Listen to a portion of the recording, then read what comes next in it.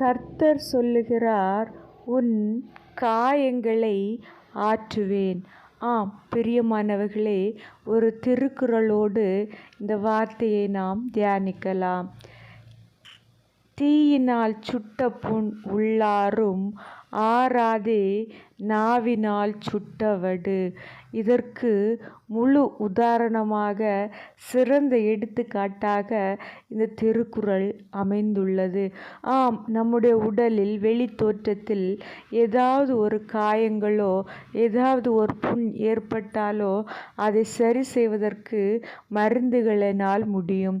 அதனால் 2-3 தினங்களிலே அல்லது ஒரு வாரத்திலே நாம் சரியாகி விடுகிறோம்.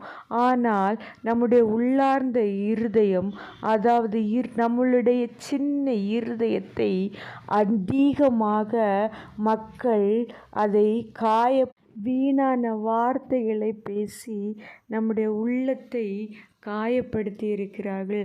அதை சரி செய்வதற்கு மனிதர்களால் கூடாது. ஏனென்றால் அது மனிதர்களிடமிருந்து வந்ததுதான். அதனால் கர்த்தர் சொல்லுகிறார், உன் காயங்களை நான் ஆற்றுவேன் என்று. ஆம் தேவ பிள்ளைகளே, நாவானது நெருப்பாக்கும். அது ஒரு காட்டையே அழித்து விடுகிறது. நாவை அடக்கினால் மற்றவருடைய காயங்களை நம்மளால் ஆற்ற முடியும்.